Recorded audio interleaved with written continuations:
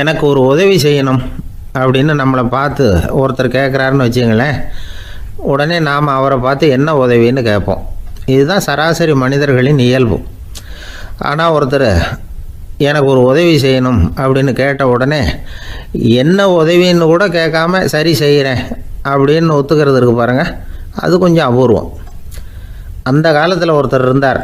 அவர் எப்படி தெரியுமா, உதவி கேட்குறவங்க நல்லவங்களா கெட்டவங்களா அப்படின்னு கூட பார்க்கல, தனக்கு நன்மையா தீமையா அப்படின்னு கூட பார்க்கல, உதவி செய்கிறேன்னு புறப்பட்டு விட்டார்.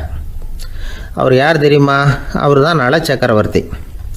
அவர் மாதிரி நாமும் உதவி கேட்குறவங்களுக்கு உடனே உதவி செய்கிறதுக்கு தயாராக இருக்கணும் அப்படின்னு சொன்னார் ஒரு ஆன்மீக பேச்சாளர். நல சரித்திரத்தை அவர் சொல்லிக்கிட்டு இருந்தார். இந்திரன், அக்னி, வருணன், யமன் இவங்க 4 பேரும் நலனை பார்த்து எங்களுக்கு நீ உதவி செய்யணும், எங்களுக்காக நீ தூது போகணும் அப்படின்னு கேட்குறாங்க. யாருக்கிட்ட தூது போகணும், என்ன காரியத்துக்காக போகணும் அப்படின்னு கேட்கணும்ல. நலன் அப்படி கேட்கவே இல்லை, உடனே சரின்னு ஒத்துக்கிறான். அதுக்கப்புறம் அவங்க விவரம் சொல்கிறாங்க, என்ன உதவி, யாருக்கிட்ட தூது போகணும் அப்படிங்கிற விவரத்தை சொல்கிறாங்க. நலனுக்கும் அப்புறம்தான் புரியுது, எந்த தமயந்தியை இவன் காதலிச்சானோ, எந்த தமயந்தின் சுயம்பரத்துக்காக இவன் போய்கிட்டு இருக்கிறானோ அந்த தமயந்தியை பார்த்து தங்களுக்காக அவகிட்ட வாதாடணும், பேசணும், தங்களில் ஒருத்தரை கல்யாணம் பண்ணிக்கும்படியாக கேட்கணும் அப்படின்னு அவங்க 4 பேரும் நலங்கிட்ட கேட்குறாங்க. இதை கேட்டதும் நலன் கொஞ்சம் கூட முகம் சுளிக்கலை, பதட்டப்படலை. நேராக தமயந்தி கிட்ட போகிறான். இந்திரன், அக்னி, வருணன், யமன் இவங்களோட சிறப்புகளை எடுத்து சொல்கிறான். இவங்களில் ஒருத்தரை கல்யாணம் பண்ணிக்கலாம் அப்படின்னு சொல்லி கேட்டுக்கிறான். ஆனால் இதுக்கு தமயந்தி சம்மதிக்கலை. சுயம்பரம் நடக்குது, அவள் நலனை தேர்ந்தெடுக்கிறாள். அந்த 4 பேரும் நலனுக்கு நிறைய வரங்கள்லாம் கொடுக்குறாங்க. அதுக்கப்புறம் இப்படி போகுது கதை. இதில் நாம் கவனிக்க வேண்டியது என்னென்னா, உதவின்னு கேட்ட உடனே என்ன உதவின்னு கேட்காம சரி செய்கிறேன்னு சொன்னான் பாருங்கள், அதை கொஞ்சம் சிந்திக்கணும். செய்கிறேன்னு ஒத்துக்கிட்டதுக்கு அப்புறம் அது என்ன உதவின்னு தெரிஞ்சும் முகம் சுளிக்காமல் அதை செஞ்சான் பாருங்கள், அதையும் கொஞ்சம் சிந்திக்கணும். நம்மளும் ஒரு நண்பனை தேடி போனால் எனக்கு ஒரு உதவின்னா சரி சொல்லுன்னா, இப்போ உங்ககிட்ட 2 கார் இருந்தால் என்ன பண்ணுவேன்னா உடனே அதில் ஒன்று உங்ககிட்ட கொடுத்துருவேன்னா, அவன் உங்ககிட்ட 2 பங்களா இருந்தால் என்ன பண்ணுவேன்னா அதில் ஒன்று உங்ககிட்ட கொடுத்துருவேன்னா, உங்ககிட்ட 2 பேனா இருந்தால் என்ன பண்ணுவேன்னா அதில் ஒரு பேனாவை உங்ககிட்ட கொடுக்க மாட்டேன்னா அவன். ஏன்டா அப்படி சொல்கிறேன்னா, ஏன்னா இப்போ நிஜமாகவே என்கிட்ட 2 பேனா இருக்குது, அதனால் அப்படி சொல்கிறேன் அப்படின்னு நானான் அவன். ஒரு ஊரில் ஒரு மன்னன் இருந்தான், கொடுங்கோல் மன்னன். நிறைய தொந்தரவு பண்ணிக்கிட்டு இருந்தான். அவன் ஒரு தடவை என்ன பண்ணான் தெரியுமா, ஒரு தப்பும் பண்ணாத ஒரு இளைஞனை பிடிச்சி ஜெயிலில் அடைச்சுட்டான். அந்த பையனோட சொந்தக்காரங்கள்லாம் ராஜா கிட்ட போனாங்க. அவன் ஒரு தவறும் பண்ணலை, அவனை விடுதலை பண்ணுங்க அப்படின்னு கெஞ்சி கேட்டுக்கிட்டாங்க. மன்னன் யோசனை பண்ணான். அந்த இளைஞனை கூப்பிட்டுக்கிட்டு வர சொன்னான். அவனை கொண்டாந்து ராஜா முன்னாடி நிறுத்தினாங்க. இதை பாருப்பா, உன்னை நான் விடுதலை பண்ணுவேன், ஆனால் ஒரு கண்டிஷன், அந்த நிபந்தனையை நீ நிறைவேற்றினா உனக்கு விடுதலை அப்படின்னா மன்னன். சரின்னு ஒத்துக்கிட்டான் பையன். மன்னன் கண்டிஷன் என்னங்கிறத சொன்னான். உங்ககிட்ட ஒரு செம்மறி ஆட்டை கொடுக்க போகிறேன், 1 மாதத்துக்கு அதுக்கு தேவையான தீனியையும் கொடுக்க போகிறேன். 1 மாதம் கழித்து அந்த ஆட்டை எடை போட்டு பார்ப்பேன். அந்த ஆட்டின் எடை கொஞ்சம் கூட கூடி இருக்கக்கூடாது. எடை கூடி இருந்தால் உனக்கு விடுதலை கிடையாது. என்ன சொல்கிற அப்படின்னா. பையனுக்கு ஒன்றும் புரியல, பயமாக போயிட்டுது. குழம்பிக்கிட்டே நின்றுக்கிட்டு இருக்கிறான். சரி, ஒரு நாள் டைம் தரேன், நல்லா யோசனை பண்ணி பார்த்துட்டு நாளைக்கு உன் முடிவை சொல்லு அப்படின்னா மன்னன். பையன் கவலையோடு வெளியில் வந்தான். அங்கே ஒரு பெரியவர் நின்றுக்கிட்டு இருந்தார். அவர்கிட்ட விஷயத்தை சொன்னான். அந்த பெரியவர் இந்த பையனுக்கு காதோட காதாக ஒரு வழியை சொல்லி கொடுத்தார். அதை கேட்டதும் பையன் மறுபடியும் மன்னன் முன்னாடி நின்னா, உங்கள் நிபந்தனையை ஏற்றுக்கிறேன்னு சொன்னான். மன்னன் ஒரு ஆட்டுக்குட்டியையும் அதுக்கு 1 மாதத்துக்கு தேவைப்படுற தீவனத்தையும் கொடுக்கும்படியாக உத்தரவு போட்டான். கொடுத்தாங்க, ஓடிட்டு போயிட்டான். 1 மாதம் தினமும் தவறாமல் அந்த தீவனத்தை ஆட்டுக்குட்டிக்கு போட்டுக்கிட்டு இருக்கிறான். 1 மாதம் கழித்து அந்த ஆட்டை அரண்மனைக்கு ஓட்டிகிட்டு போனான். மன்னன் அதை எடை போட்டு பார்க்குறான், எடை கூடவே இல்லை, அப்படியே தான் இருக்குது. உடனே போட்ட நிபந்தனைப்படி அந்த இளைஞனை விடுதலை பண்ணிவிட்டான். சரி, ஆட்டுக்கு எடை கூடாமல் இருக்கிறதுக்கு அந்த பெரியவர் சொல்லி கொடுத்த யோசனை என்ன அப்படின்னா, அது வேற ஒன்றும் இல்லை. அந்த ஆட்டுக்கு எதிரில் அது கண்ணில் படுற மாதிரி ஒரு ஓநாயை கட்டி போட சொன்னார். அவ்வளவுதான். ஆட்டுக்கு ஓநாய்ங்கிறது பிறவி பகை. ஓநாயை பார்த்தா ஆடு நடுங்க ஆரம்பிச்சிரும், அவ்வளவு பயம். தினமும் அந்த ஆடு பயந்துக்கிட்டே தீனி சாப்பிட்டுது, எடை கூடல. அதுதான் ரகசியம். இது சின்ன பிள்ளைங்களுக்கான ஒரு கதை. இதிலேருந்து தெரிஞ்சிக்க வேண்டிய உண்மை என்னென்னா, நாமெல்லாம் சாப்பிட்றப்ப மனசும் உடம்பும் அமைதியாக இருக்கணும். அப்போ தான் அது உடம்புல விட்டும். அவசரத்துலேயும் பயத்துலையும் சாப்பிட்டா அது சரியாக ஜீரணமாகாது. இன்னொரு ராஜா இருந்தார். அவரும் ஒரு இளைஞனை ஜெயிலில் அடைச்சி விட்டார். விடுதலை பண்ணணும்னா ஒரு கண்டிஷன்னார். என்னன்னு கேட்டான். ஒரு ஆட்டுக்குட்டியை அவன் முன்னாடி கொண்டாந்து நிறுத்துவேன், நீ அதுக்கிட்ட ஒரு கேள்வி கேட்கணும், அதுக்கு சரியான பதிலை சொல்லணும், அப்படி செஞ்சுட்டா உனக்கு விடுதலைன்னார். இளைஞன் யோசனை பண்ணி பார்த்தான். சரின்னு ஒத்துக்கிட்டான். அது பிரகாரமே ஆட்டுக்குட்டியை பதில் சொல்ல வச்சுட்டான். என்ன நடந்தது தெரியுமா? ஆட்டுக்குட்டியை கொண்டாந்து நிறுத்தினாங்க. இவன் மெதுவாக அதுக்கிட்ட போனான். அது காதுகிட்ட போய் ஏப்ரலுக்கு அடுத்த மாதம் என்ன மாதம்னு கேட்டான். அது உடனே மேன்னு கத்திச்சு. இவன் விடுதலை ஆகிட்டான். ஒரு காடு, நல்ல மரம்லாம் செழிச்சு இருந்தது. அப்படிப்பட்ட காட்டில் ஒரு சாது இருந்தார். அவர் எப்படின்னா, எப்பவும் ஒரு மரத்தடியில் உட்காந்துருப்பார். ஏன்னா அவருடைய இருப்பிடமே அதுதான். அவர் என்ன பண்ணுவார், 3 கல் வச்சுருந்தார். செங்கல் மாதிரி இருக்கும், ஆனால் அதை விட கொஞ்சம் பெருசாக இருக்கும். எதுக்கு அந்த 3 கல்லுன்னா, அதுதான் அவருடைய படுக்கை. அதாவது தூங்குறப்ப ஒரு கல்லை தலைக்கு கீழே வச்சுக்குவார், இன்னொரு கல்லை இடுப்புக்கு கீழே வச்சுக்குவார், இன்னொரு கல்லை காலுக்கு கீழே வச்சுக்குவார். உடம்பை அப்படியே ஒரு தகட்டால் மூடிக்குவார். அப்படியே தூங்கி போடுவார். மழை பெய்யுதுன்னு வச்சுங்க, அவர் உடம்பு 3 கல் மேலே இருக்குதா, அதனால் தண்ணி அடியில் ஓடி போடும், உடம்பு நனையாது. மேலே தகடு இருக்கிறதுனால மழையும் உடம்புல படாது. அவர் தூக்கமும் கிடாது, நிம்மதியாக தூங்குவார். பகலில் அந்த 3 கல்லையும் ஒரு சேர ஒரு அடுப்பு மாதிரி வச்சு அது மேலே உட்காந்துக்குவார். அதனால் பாம்பு பூச்சி எதுவும் அவரை தொந்தரவு பண்ணுறதில்ல. அது பாட்டுக்கு நடந்து போயிடும். அவர் பாட்டுக்கு நிம்மதியாக இருப்பார். யாராவது எதையாவது கொண்டுகிட்டு கொடுத்தா அதை வாங்கி சாப்பிடுவார், அவ்வளவுதான். ஒரு நாள் அந்த நாட்டு அரசன் காட்டுக்கு வேட்டையாட வந்தான். அந்த வழியாக வந்தப்போ இந்த சாது படுத்துருக்கிறத பார்த்தான். பரிதாபப்பட்டான். ஐயோ பாவம், இவர் இப்படி இந்த கல் மேலே உடம்பை வச்சுக்கிட்டு தூங்குறாரு, என்ன பாடுபடுவார். இவரை நாம் அரண்மனைக்கு அழைச்சிட்டு போய் சுகமாக நிம்மதியாக இருக்கிறதுக்கு வழி செஞ்சு கொடுப்போம், அது ரொம்ப நல்லாயிருக்கும் அப்படின்னு நினச்சான்.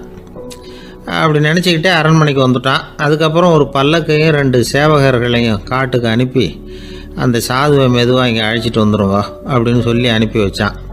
இவங்க போய் அவர்கிட்ட விவரத்தை சொன்னாங்க. எனக்கு என்னத்துக்கு அரண்மனை வாசம் அப்படின்னார். இருந்தாலும் மன்னர் உத்தரவு, நீங்கள் அவசியம் வரணும் அப்படின்னாங்க இவங்க. சரின்னு சொல்லிவிட்டு வேறு வழி இல்லாமல் புறப்பட்டார். புறப்படும் பொழுது என்ன பண்ணாருன்னா, மறக்காமல் அந்த 3 கல் ஒரு தகடு அதையும் எடுத்து பல்லக்கில் வச்சுக்கிட்டார். என்னத்துக்கு இதையெல்லாம் எடுத்து வைக்கிறாரு அப்படின்னு சொல்லி அவங்க யோசனை பண்ணாங்க. இருந்தாலும் அதை பற்றி ஒன்றும் கேட்கல. பேசாமல் அவரை அழைச்சிட்டு போய் அரண்மனையில் விட்டுட்டாங்க. அரசன் ஓடி வந்தான், வரவேற்றான், அறுசுவை உணவு படைத்தான். அவர் படுக்கிறதுக்கு தங்க கட்டில், பட்டு மெத்தை, இப்படி எல்லாம் ஏற்பாடு பண்ணி வச்சான். இங்கே படுத்து ஓய்வு எடுத்துங்க அப்படின்னு சொல்லிவிட்டு அவன் பாட்டு போயிட்டான். மறுநாள் காலையில் பார்க்குறான், சாது படுத்துருக்கிறார். எப்படி தெரியுமா? அந்த பட்டு மெத்தை மேலே 3 கல்லையும் வச்சு வழக்கம் போலவே அது மேலே படுத்துருக்கிறார். அதுக்கு மேலே தகடு. அரசன் பார்த்துட்டு அதிர்ச்சி ஆகிட்டான். என்ன சுவாமி இப்படி அப்படின்னா, சாது சொன்னார், எனக்கு தேவையும் இல்லை குறையும் இல்லை, எல்லா இடத்துலையும் எனக்கு ஒரே மகிழ்ச்சி தான் அப்படின்னார். மகிழ்ச்சிங்கிறது தங்க கட்டிலேயோ பட்டு மெத்தையிலேயோ இல்லை, அது மனசில் இருக்கிற ஒரு விஷயம். உண்மையான மகிழ்ச்சிக்கு வழி மனப்பக்குவம் அப்படிங்கிறது அந்த அரசனுக்கு புரிஞ்சுதான். இந்த காலத்தில் ஒரு சாமியார், அவரை தேடி ஒரு சீடன் வந்தான். என்னாச்சு தெரியுமா? சுவாமி, எனக்கு நிம்மதி வேணும், அதுக்கு என்ன வழின்னு கேட்டான். சாமியார் நிமிர்ந்து பார்த்தார். அப்புறம் சொன்னார், நீ ஏகப்பட்ட பேர்கிட்ட கடன் வாங்கியிருக்கிற, அதையெல்லாம் திருப்பி கொடுத்தா தான் உனக்கு நிம்மதி கிடைக்கும்னார். இவனுக்கு ஆச்சரியம்.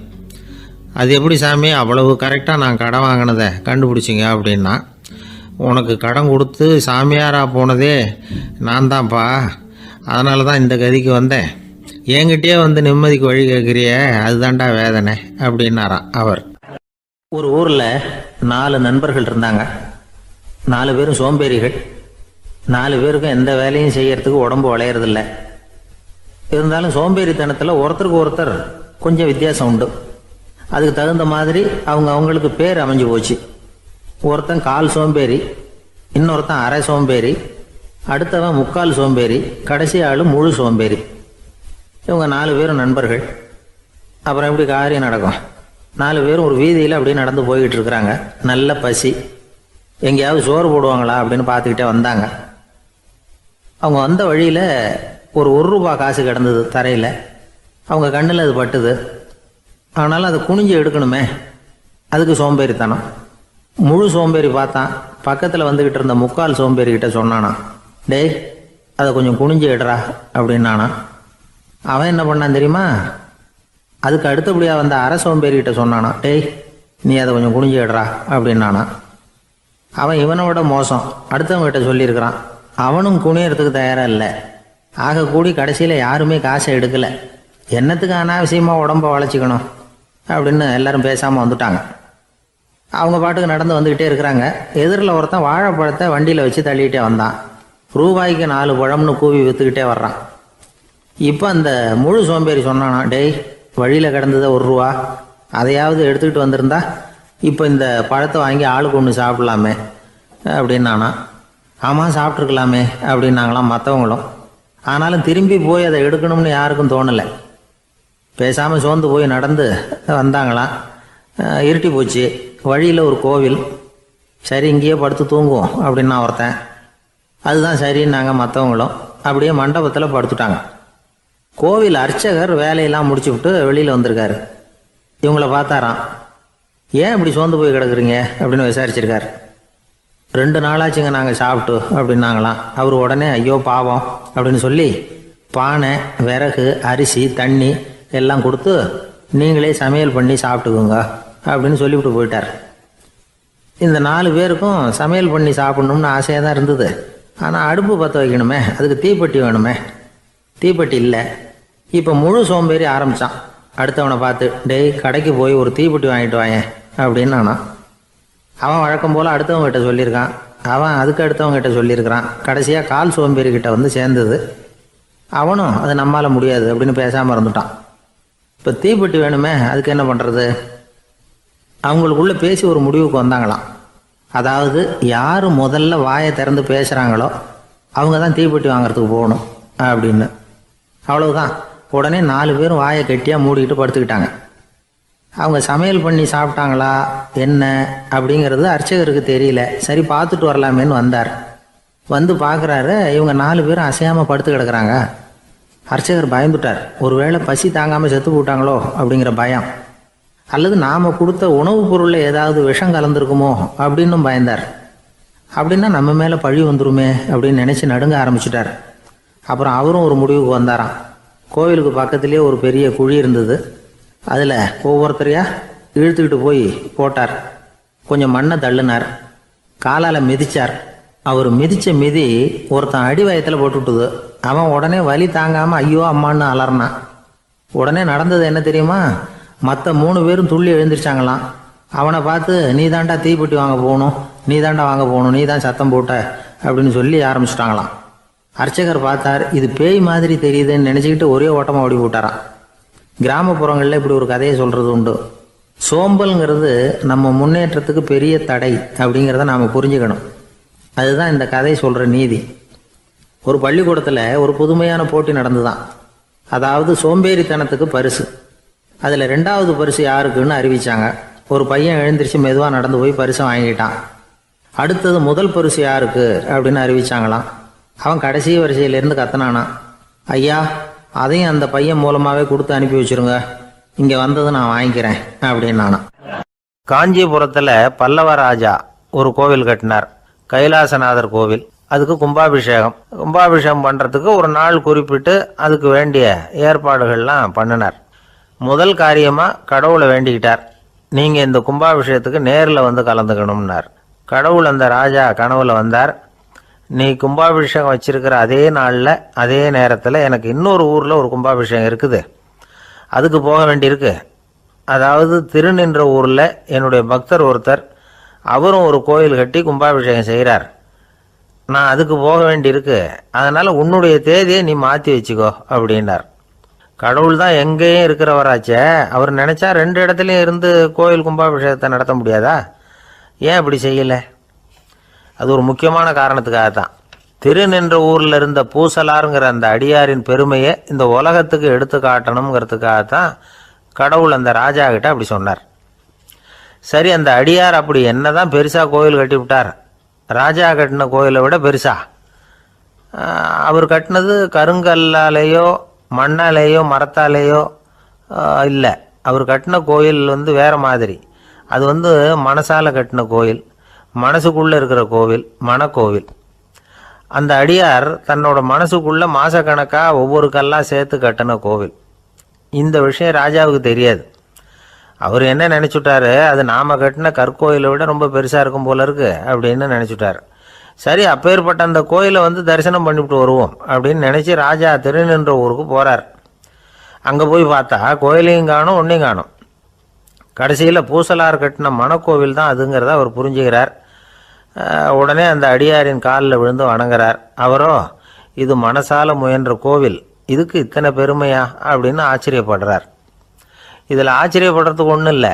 ஆண்டவன் விரும்புறது அகபக்தியையே தவிர புற தோற்றங்களே அல்ல. இதை நாம் புரிஞ்சுக்கிட்டோம்னா நமக்குள்ள எந்த வேறுபாடுகளும் வர்றதுக்கு வழியே இல்லை. இன்னொரு ராஜா இருந்தார். அவர் ஆண்டவனுக்கு படைக்கிறதுக்காக ஒரு தார் நல்ல செவ்வாழைப்பழமாக எடுத்துக்கிட்டு போகணும்னு நினச்சார். அதனால் நாளே அதை வாங்கிட்டு வர சொன்னார் வேலைக்காரங்கிட்ட. வேலைக்காரன் போனால் கடைத்தெருவில் ஒரு தார் பழம் வாங்கினா. வர்ற வழியில் அவன் குடிசை. அப்படியே எட்டி பார்த்துட்டு போவோமேன்னு நினச்சான். போனான். அங்கே இவனோட குழந்தை பாவம் பசியால் கத்திக்கிட்டு இருக்கு. இவன் பார்த்தான், இவ்வளவு பெரிய தாரில் ஒரு 2 பழம் எடுத்தா தெரியவா போகுது அப்படின்னு நினச்சி ஒரு 2 பழத்தை பிச்சு அந்த குழந்தைகிட்ட கொடுத்தான். அதை வாங்கி வயிறார சாப்பிட்டுது. பசி அடங்குச்சு, விளையாட போயிட்டுது. இவன் அதுக்கப்புறம் வாழைப்பழத்தை எடுத்துக்கிட்டு அரண்மனைக்கு வந்தான். 2 பழம் பிச்சிருக்கிறது ராஜாவுக்கு தெரிஞ்சு போச்சு. இவன் உண்மையை சொல்லிவிட்டான். உடனே ராஜா, கடவுளுக்கு படைக்க வேண்டிய பொருளை குழந்தை எச்சில் பண்ண விட்டுருக்கியே அப்படின்னு சொல்லி அவனை கட்டி வச்சு சாட்டையால் அடித்தார். பாவம். மறுநாள் பழத்தை கோயிலுக்கு எடுத்துகிட்டு போனார். கடவுள் முன்னாடி வச்சார். கடவுள் கண்ணை திறந்து பார்த்தார். பழம்லாம் அழுகி இருக்குது. என்ன இது அழுகி போன பழம் அப்படின்னார். ராஜா முழிச்சார். நல்லா தானே இருந்தது அப்படின்னு நினச்சார்.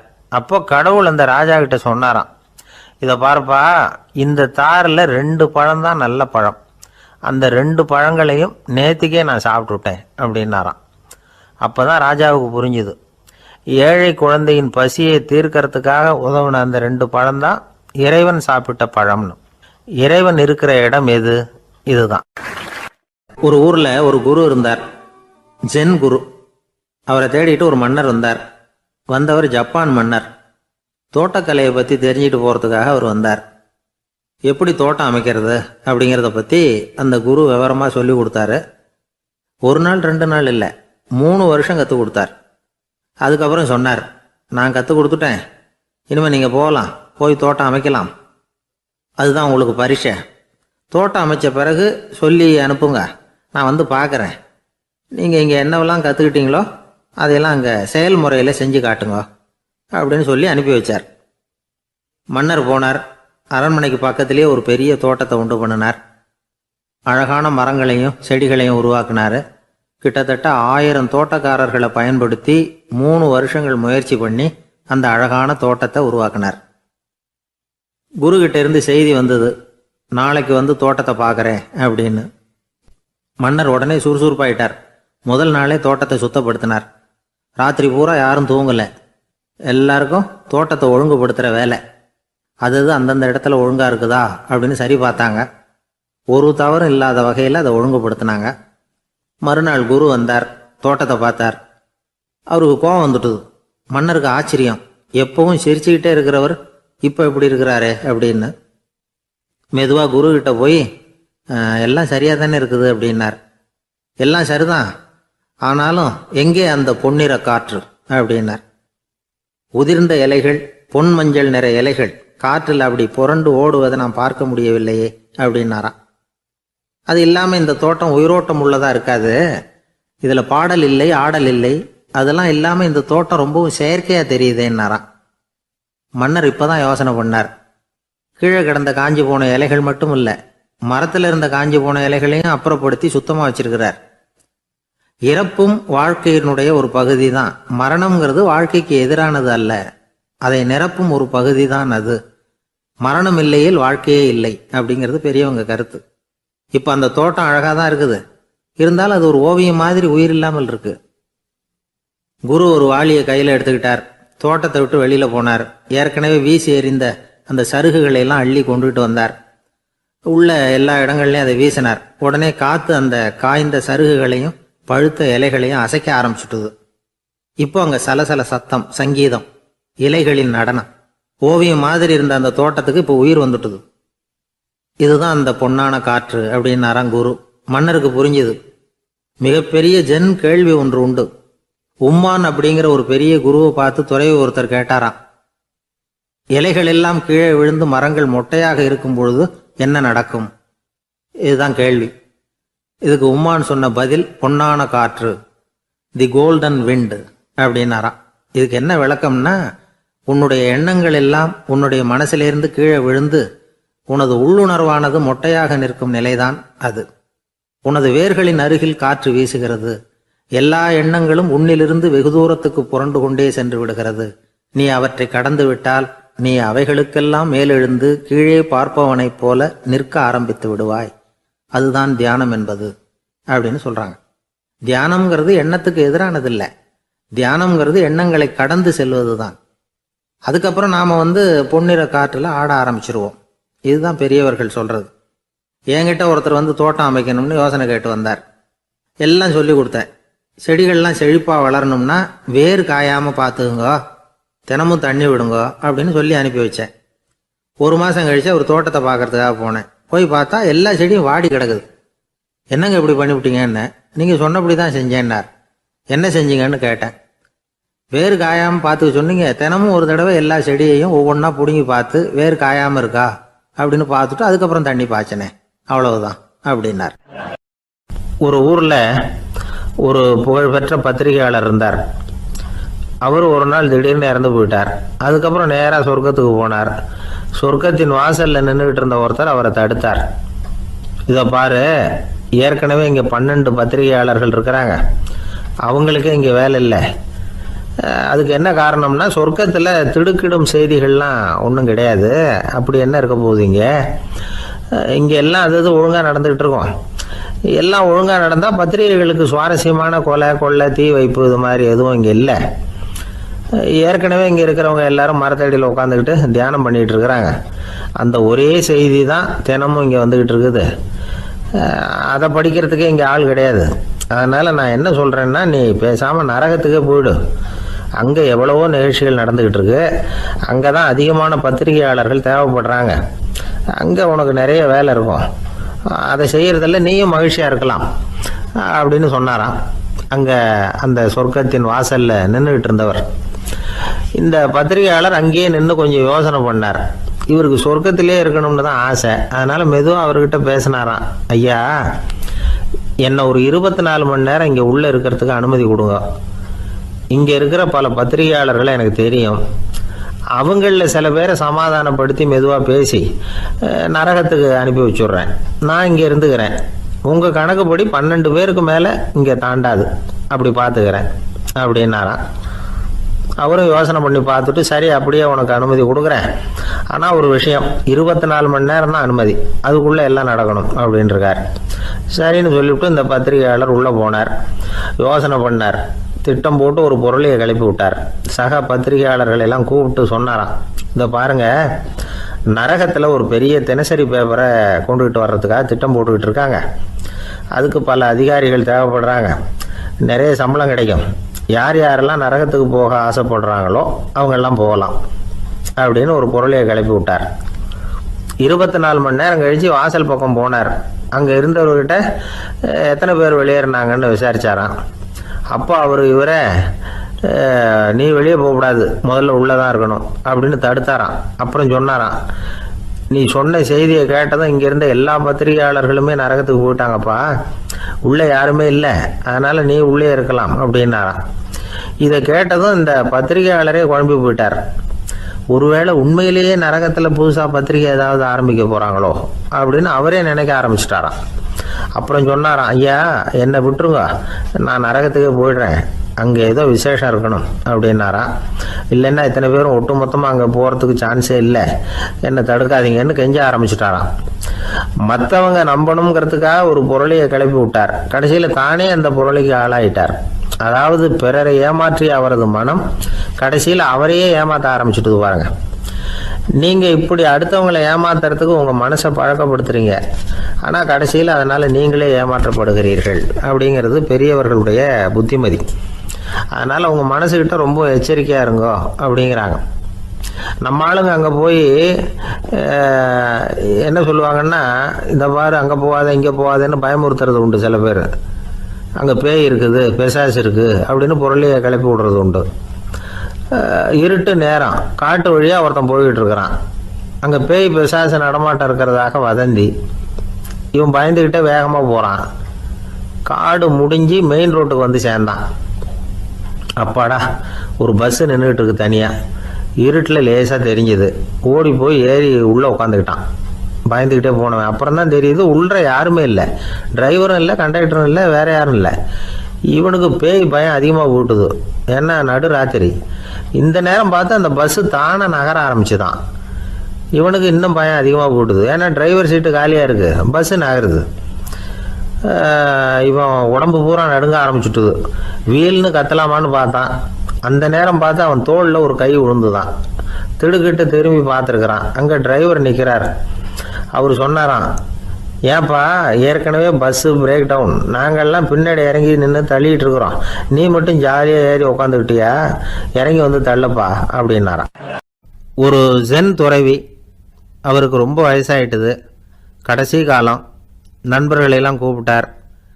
நண்பர்களே, நான் வித்தியாசமான முறையில் சாகணும்னு ஆசைப்படுறேன், அதுக்கு ஏதாவது யோசனை சொல்லுங்களேன் அப்படின்னு கேட்டாராம். நண்பர்கள் சிரித்தாங்க. என்ன பேச்சு பேசுகிறீங்க, சாவறதுங்கிறது என்ன விளையாட்டுத்தனமான காரியமா அப்படின்னு கேட்டிருக்காங்க. அந்த துறவி கொஞ்ச நேரம் யோசனை பண்ணார். அப்புறம் கேட்டாராம், இது வரைக்கும் யாராவது நடந்துக்கிட்டே இறந்துருக்குறாங்களா அப்படின்னாராம். எல்லாரும் இல்லைன்னாங்களாம். ஒருத்தர் மட்டும் சொல்லியிருக்கார். அப்படியும் ஒருத்தர் இறந்துருக்கிறதாக ஒரு கதையில் படிச்சிருக்கிறேன், ஒரு ஞானியால் தான் அப்படியெல்லாம் செய்ய முடியும் அப்படின்னு அவர் சொன்னாராம். சரி, அப்படின்னா அந்த முறை நமக்கு வேணாம், நின்றுக்கிட்டே யாராவது உயிரை விட்டுருக்காங்களா அப்படின்னு விசாரிச்சாராம். அப்படியும் ஒருத்தர் இறந்துருக்கிறார் அப்படின்னாங்களாம். மறுபடியும் அந்த துறவி யோசனை பண்ணியிருக்கிறார். ஏதாவது வித்தியாசமான முறையில் நாம் போகணும் அப்படிங்கிறது அவருடைய விருப்பம். மனிதன் எப்படி வாழ்கிறானோ அப்படி இறப்பது தான் நல்லது. சரி, யாராவது தலைகீழாக யோகம் செய்யும் நிலையில் இறந்துருக்கிறாங்களா அப்படின்னு விசாரித்தாராம். நண்பர்கள் சிரித்தாங்க. தலைகீழாக நின்னபடி இறந்ததாக நாங்கள் கேள்விப்பட்டதே இல்லை, அது முடியாத காரியம் அப்படின்னு இருக்காங்க. இப்போ அந்த துறவிக்கு திடீர்னு உற்சாகம் வந்துட்டுது. உடனே எழுந்திரிச்சார், தலைகீழாக நின்னார், அப்படியே உயிரை விட்டுட்டார். அவ்வளோதான். அந்த மடாலயத்தில் ஒரே குழப்பம், எப்படி அவரை கீழே இறக்கி படுக்க வைக்கிறது அப்படின்னு புரியல. இப்படி உயிர் விடுறதை பற்றி அவங்க இது வரைக்கும் கேள்விப்பட்டதும் இல்லை. உண்மையிலேயே இவர் இறந்து தான் போனாராங்கிறதும் தெரியல. சோதித்து பார்த்தாங்க. இதய துடிப்பு, நாடி துடிப்பு எல்லாம் நின்று போயிருந்தது. இவர் எப்பவும் இப்படி தான், என்ன பண்ணுறது இப்போது அப்படின்னு சொல்லி எல்லாரும் குழம்பிக்கிட்டு இருக்கிற சமயத்தில் ஒரு பெரியவர் யோசனை சொன்னார். இந்த துறவியோட மூத்த சகோதரி பக்கத்து மடாலயத்தில் இருக்கிறாங்க, அவங்கள இங்கே அழைச்சிட்டு வந்தால் ஏதாவது வழி கிடைக்கும் அப்படின்னார். அந்த அம்மாவுக்கு 90 வயசு. அழைச்சிட்டு வந்தாங்க. ஒரு குச்சியை ஊன்றிக்கிட்டு அப்படியே மெதுவாக நடந்து வந்தாங்க. தம்பி, தலைகீழாக நின்று உயிர் விட்டு இறக்கிறத பார்த்தாங்க. தம்பின்னு கூப்பிட்டு பார்த்தாங்க, ஒன்றும் காணும். உடனே என்ன பண்ணாங்க, தன்னுடைய கைத்தடியால் தம்பியோட உடலை ஒரு தட்டு தட்டினாங்க. ஏப்பா, சாகிறப்பவும் உன்னுடைய குறும்புத்தனத்தை விடலையா, இப்படியாடா சாகிறது, ஒழுங்காக செத்து தொலை அப்படின்னாங்களாம். அவ்வளவுதான். உடனே அந்த துறவி திரும்பி நேராக நின்னார். அக்கா, கோவப்படாத, நான் ஒழுங்காக சாகிறேன், எப்படி செத்தா என்ன, எல்லாம் எனக்கு ஒன்று தான் அப்படின்னு சொல்லிவிட்டு அப்படியே தரையில் படுத்து உயிரை விட்டாராம். அதுக்கப்புறம் அந்த அம்மா கோலை கையில் எடுத்துக்கிட்டு அப்படியே திரும்பி கூட பார்க்காம அவங்க பாட்டுக்கு போயிட்டாங்களாம். மரணத்தை ஒரு விளையாட்டாக ஆக்கிய அந்த துறவிக்கு வாழ்க்கையே ஒரு விளையாட்டாக தான் இருந்திருக்குது. எந்த நோக்கமும் இல்லாமல் செயல்படுறதுன்னா என்னங்கிறதும் அவருக்கு தெரிஞ்சிருக்குது. பயனை எதிர்பார்க்காமல் பணி செய்து வாழ்ந்து மறைந்த மகான் அவர். தம்முடைய தொழிலை விளையாட்டு போல செய்ய தெரிஞ்சவருக்கு வாழ்க்கையே ஒரு விளையாட்டாக மாறிடும். எல்லாமே விளையாட்டாகி விடுகிற போது மரணமும் விளையாட்டாகிவிடும் அப்படிங்கிறது தான் அந்த தத்துவம். ஆனால் அதுக்கு முன்னாடி உங்களுக்குள்ளே இருக்கிற உண்மையான நடிகனை நீங்கள் அடையாளம் கண்டுபிடிக்கணும். நீங்கள் நடிக்க வேண்டியதே இல்லை, நீங்கள் ஏற்கனவே நடிச்சுக்கிட்டு தான் இருக்கிறீங்க. நீங்கள் இந்த உண்மையை தெரிஞ்சுக்கணும், அவ்வளவுதான். இதுதான் ஞானிகளுடைய கருத்து.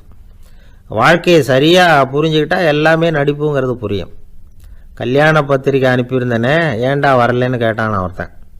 வந்திருந்தேனே அப்படின்னானா இவன். டேய், ஏன்டா போய் சொல்கிற, நான் பத்திரிக்கையே உனக்கு அனுப்பலையே அப்படின்ட்டுருக்கான் அவன். அதுக்கு இவன் சொன்னானா, பத்திரிக்கை அனுப்புனேன்னு நீ